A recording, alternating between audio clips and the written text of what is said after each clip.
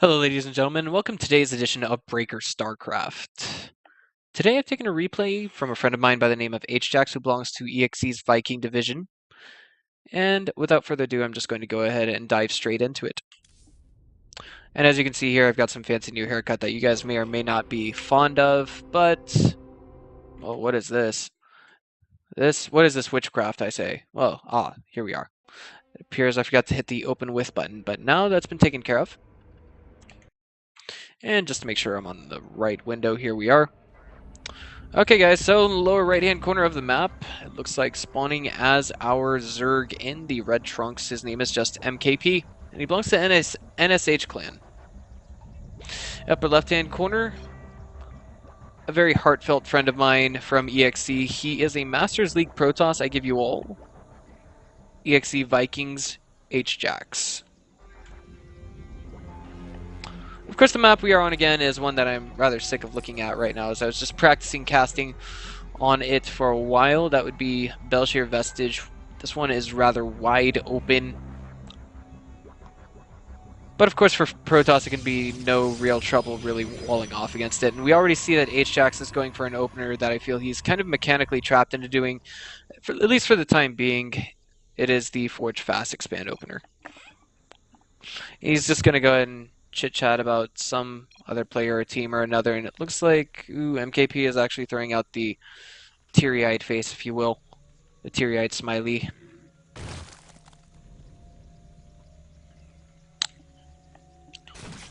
Alright, so...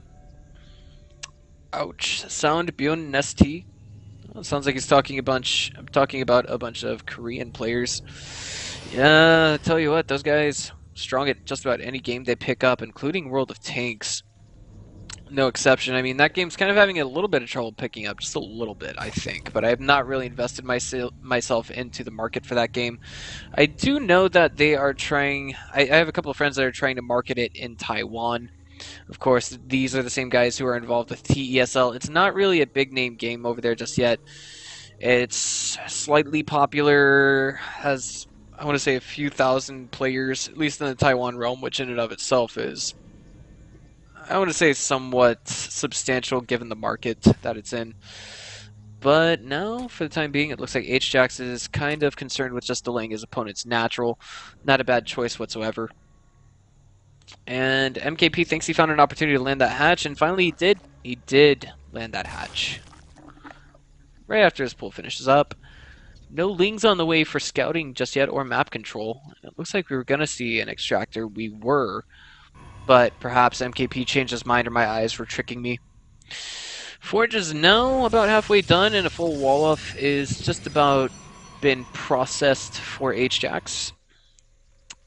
And we have the first queen on the way. Probe just sitting out here does have a lot of vision of what's going on here. And I just want to say for a moment, I'm just so thankful that I am no longer using peep mode to cast or observe in this game, because it's just such a pain in the neck to use. It really is. And other news today with Breaker Starcraft, I've gotten a hold of TESL replays, and I'm going to try and cast them on a live program that I arranged for on teamliquid.net. Just stay tuned for live reports and things of that nature. And I'll do my best to... what's the word I'm looking for? I'll do the best to advertise for it that I can. Now it looks like this one probe is going to come in here and see the third before it goes back home. Or at least tries to get back home. The question is, will those Lings get it? No. Shield's been knocked off. Shields have been knocked off. And I think given that the probe just has to go in a straight line for the most part now, it will make it home safely. And now we enter the long macro phase of the game, considering our Zerg player is going to, he's going to have to get his worker count up on all three bases. It's a little high on his main. He can move some of those to the natural. Spinecrawler going down in a forward position. Perfectly ordinary. Nothing wrong with that. Perfectly acceptable choice too.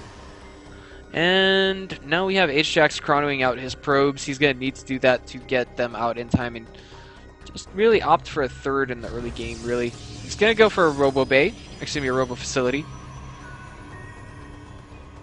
I really got to get that down. Not playing Protoss is really working against me. No, we do have MKP just sending one Overlord straight north.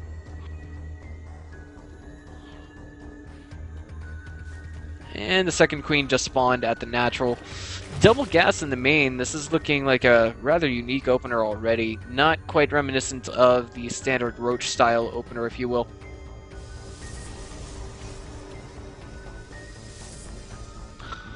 And behind this, Hjax taking his third and fourth gas geysers in a kind of late fashion. But that late fashion is again typical of what we see coming from this kind of a build, which would mostly involve a robo facility first. The question is, how does he follow this up? Are we going to see a robo bay go down soon to get the Colossi out, or are we going to see Immortals getting cranked out straight afterwards? At any rate, our Zerg is now going for Ling speed as well as 2 extractors on the natural. And the robotics bay going down at home for Hjax, so it looks like the answer is going to be Colossi eventually. He does have time to crank out an Immortal, or so I believe. 3 gateways now on the main, along with a 4th one at the natural. Warp gate tech finished, so are we going to see some kind of forward pressure? Whoa, speaking of forward, number 4, base number 4 is going down for our Zerg in the red trunks. And by the way, please do leave some feedback on my casting. Let me know how it went for this video. Let me know what you guys thought, so on and so forth. Double evolution chambers down here. So what's it going to be for our Zerg here? Double evolution chambers doesn't really tell us a lot about what he's trying to do, aside from the fact that he's going to need double upgrades. What's going to tell us what his composition will be is what the upgrades are going to be. Well, he hasn't started those upgrades yet. He's got, I want to say, a measurable amount of gas and mineral income now. Blink now being researched on the Twilight Council that Hjax went ahead and put down, so it could be some kind of harass into an expo or something else of that nature. Infestation pick going down. Okay. And +1 melee and Carapace +1 missile and melee, wait, +1 missile and Carapace. This Zerg is all over the map, guys, let me tell you. Now we have the 5th gas taken on the 3rd. Not so much in the way of mineral income going to our Zerg, if we just check that for a minute. Hjax is actually slightly ahead. He's getting his 3rd while he's at it, too. But I think what's really working against him is he doesn't really know about this 4th. Let's find out and see. No, he doesn't. He's passed by here before with a probe, but of course not in the past minute or so.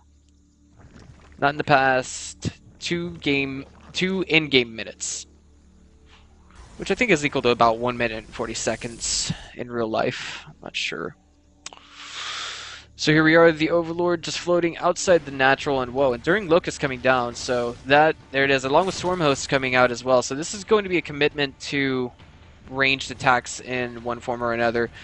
Queens are floating, not quite so much energy right now. Okay.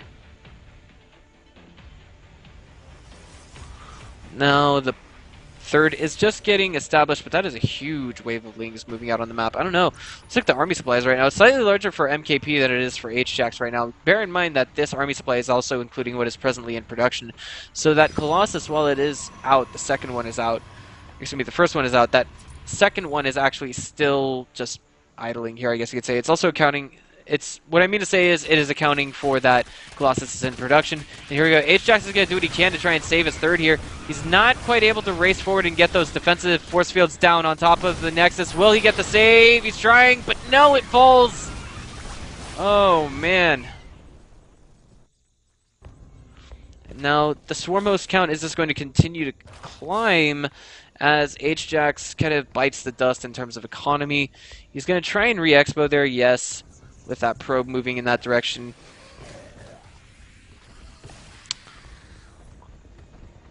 And now the Swarm Host count is again continuing to climb, but this is interesting. We have Corruptors coming into the mix now. On layer tech, alright, and the 3rd, not fully saturated. Kind of getting there, but the 4th is, I want to say, rather exposed in terms of worker count.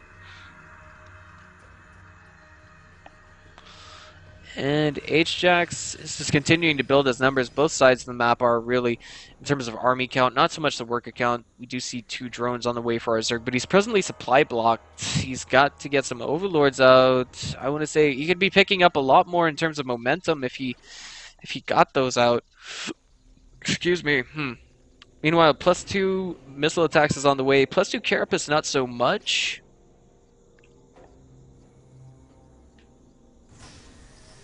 And now it looks like we have eXeVKG's Hjax getting a full wall off. He wants to make sure that a Ling run by is not going to go into his natural and then his main. 4th base again, not saturated. Getting an extra gas extractor. It's going to help him out in the long term. He's going to need the gas for the upgrades. He's going to need the units, the corruptors, and whatever late game tech he may be opting for. Right now, everything that we see from our Zerg is just Tier 2 tech. No ultras, no... But just as I say that, the Tier 3 tech is on its way. We do have a Hive in the makes.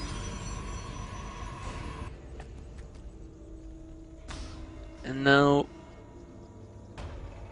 Again, it's just seeming like both players are trying to turtle their way through this, but hold on. It looks like Hjax is going to try and make something happen with this Warp Prism. Alright, so it looks like the path that Warp Prism is headed onto is right over here, conveniently outside of the range of that Overlord, I want to say. So, MKP won't be able to see this, and what is going on here? Is this like, okay, I guess we got a disco going down here. Putting on a show for the kids back home. Okay, so now Hjax is also getting Warp Prism speed, Gravitic Drive, and +3/+3. His opponent stuck on +1 melee attacks and +2 Carapace getting upgraded. In terms of upgrades, that is the zone we are at presently. 6 pylons now on the way for Hjax. He's supply blocked. That's what's keeping him from warping in stuff to that Warp Prism right now. You may have noticed it at the last second, and his production is continuing to increase.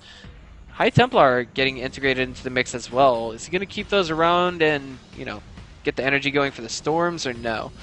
Meanwhile, we do have these Zealots going to kind of get picked up and thrown into this Warp Prism, and they're going to unload in the main, and there might be a warp in to actually accompany that. If there's too many Zealots here, then that's...